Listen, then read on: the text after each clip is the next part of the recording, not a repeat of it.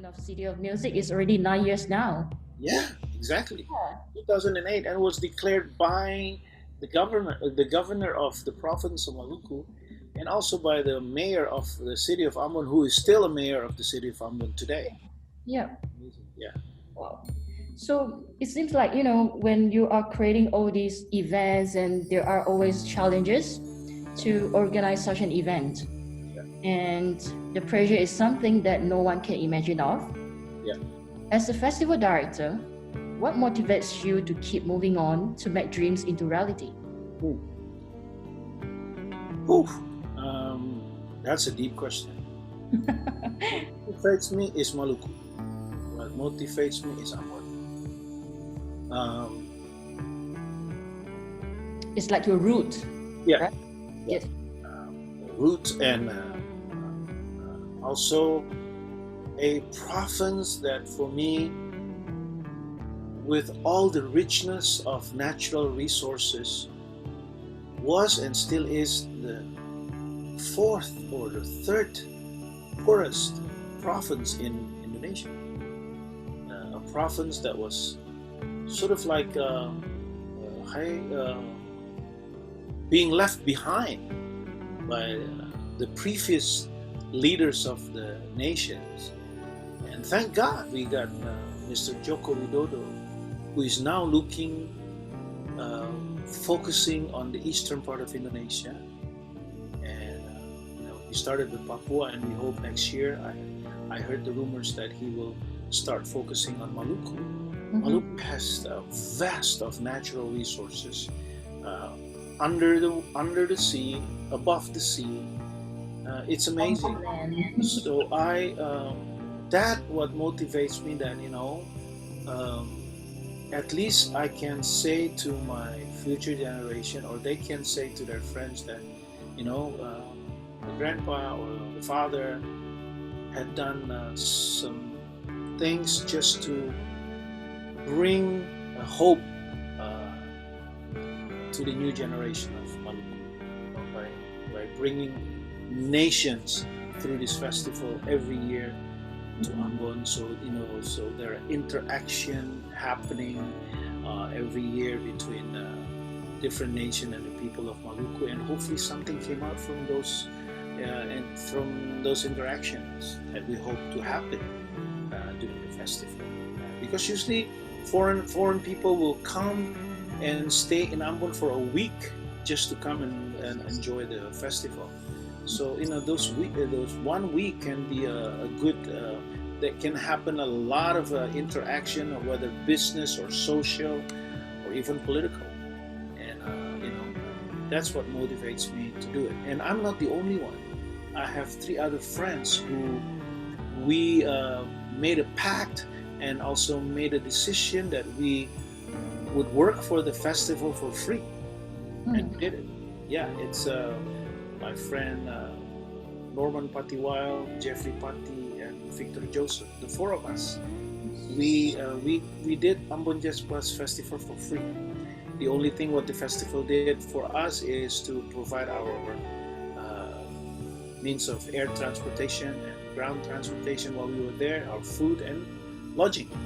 But we work all for free, all the 4 of us. And because Maluku motivates us, Ambon motivates us, because we see there is a huge, huge, huge future for the future generations of Maluku by doing this.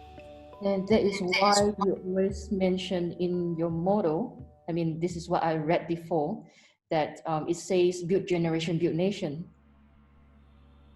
Yeah. For me, if you want to build your nation, or you want to make your nation grow and prosper, you got to build a generation. Because the generation, what makes the nation. They need to be fed with many things: education, hope of future, chances to become somebody, or chances to become great people in whatever they do. And we need that. We need to build the generation if we want to make sure that our nation become a great nation, a prosper nation, and respected nation by others, by other people or other nations. So that's why we decided, not just me, but I talked to my partner Samuel Samson and the other three friends that build generation and build nation will be the basic motto of doing Ambon Jazz Plus Festival. Because Ambon Jazz Plus Festival is not just about bringing musicians, perform on stage, or bringing big name of recording artists. No, that was just icing on the cake. Our purpose is in the tourism industry. We gotta help that, because tourism industry means ecosystem, which is music is part of the ecosystem. Music industry is part of the ecosystem. So we want to create that, and music is just a means to attract people to come to Ambon, to come to Maluku, and enjoy Ambon and Maluku, and like I said, created an interaction, and probably from that interaction, businesses can be created, or education or whatever can be created out of that between nations in Ambon or in Maluku. That's why we decided to use that line, build generation, build nation. So the fourth AJPF was in 2012. Yeah. What makes you think AJPF should make a comeback this 2020?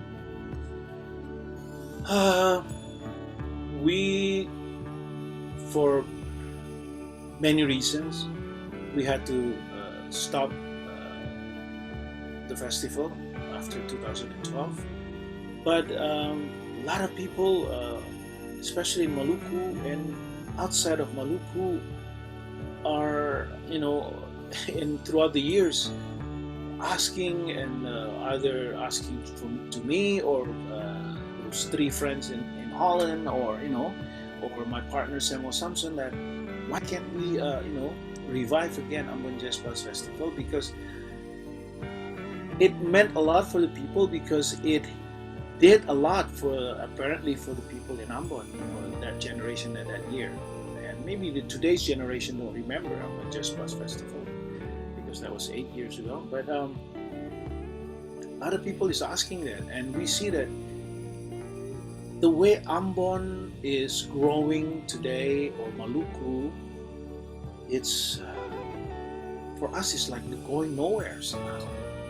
And we see that we need to bring that back to drive the people again through art, through music, so that we can again continue what we wanted to do, because we haven't reached the goal that we wanted to do, especially the school, and we haven't reached the other goal, which is creating a music industry in Ambon, in Maluku, because Maluku can have its own art or music industry, because you can find people on the streets in whatever age they are, even when they're 9 years old, they can only sing a harmony. It's amazing, So not because of that, but what I'm trying to say is that art is living in their hearts. Art is living in the vein of their blood. Yeah. So art is in their soul. A lot of people don't know that actually one of the main music instrument in Maluku is trumpet. It's taken from Spanish or Portuguese background. The trumpet it's amazing. The ukulele, even in Maluku, the ukulele is not the same as the ukulele in Hawaii. So those are it's not just guitar, but and also flutes, bamboo flutes. Those are main instruments in Maluku. Out of those things, if Maluku would have been would have been organized, the music industry would have been organized from the very beginning. Those things are the elements that can create the industry and bring businesses and the generation can live off the industry. Because Ambon is not just about singing; it's about music. It's about those are islands.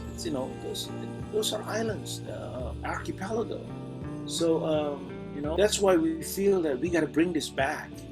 And thank God that this year at least we can do that virtually, and we hope that it will bring the news around the world. No longer just in Ambon, and hoping the media that came to the festival can tell the stories to the world. But now we can tell the stories of Ambon Jazz Festival directly to the world, from us directly. It does not have to wait for the media to create an article or create whatever to tell the story about Ambon Jazz Festival.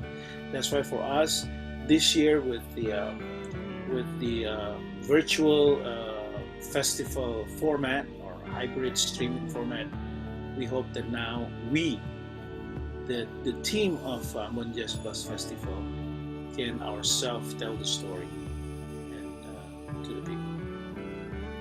So other than it's virtual this year, that is different from the previous years of AJPF, what else that we can expect from AJPF this year?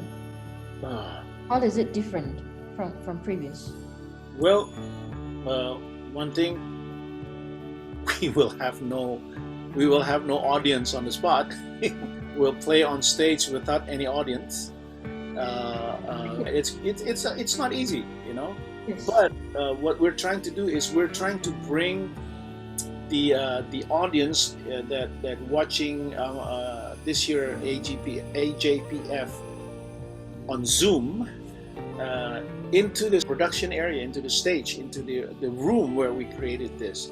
We can only afford to bring 500 of them, although maybe the Zoom can be plenty of people watching, but we have YouTube channel that everybody can watch. But we will have a capacity of Zoom of 500 people that we hope we can bring into the nuance, into the environment on LED screens. So at least give the spirit to all the musicians and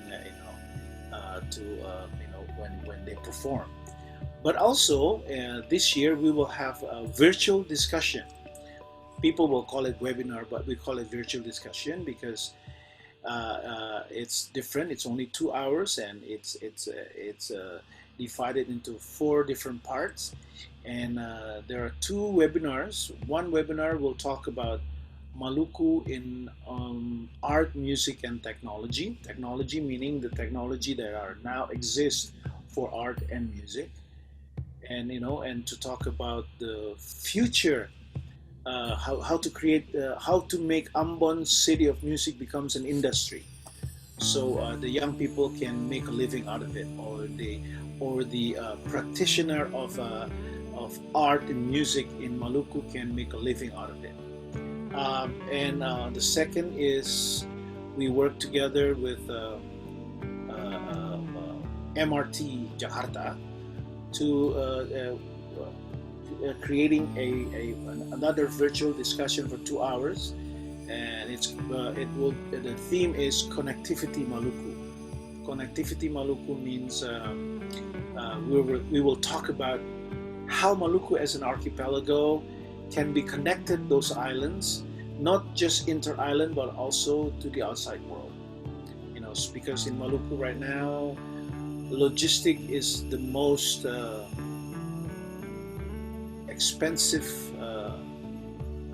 means of transportation, and or Maluku has a lot of products, but just to ship the products outside Maluku or from one island to the other islands, and from there out to other provinces or to other nation, it costs a lot of money because we do not have the connectivity structure, whether sea, air, land, things like that. There are still a lot of things to be done in Maluku for that reason, and we want to talk about it. We want to invite all these people that are in the connectivity industry and the decision maker to come and talk, the government and also the government-owned businesses and private businesses to come and let's talk. What can we do? Because Maluku is a very, very, very, very rich of natural resources and province, and everybody can prosper from that. So as a nation or Maluku, the people of Maluku themselves.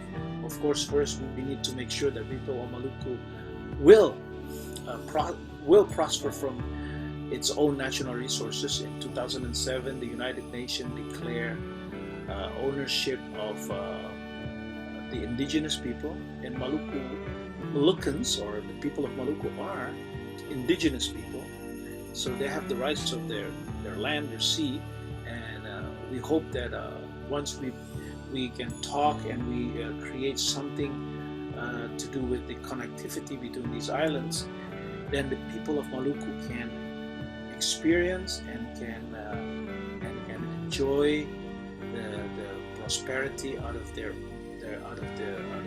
land, out of their own islands, or their own earth, sea, whatever. That's going to be the two different theme of virtual discussion. We don't call it webinar. Webinar is for those stiff business people talking. Or for trainings. So we call it virtual discussion. It sounds more millennial. Yeah. I think thank you for sharing the story. Okay. And it's really, really nice to know the insights. And I guess that wraps up the majority questions that our audiences have. Okay. Thank you. Yep. Thank you for spending your time. Okay. Thank you very much.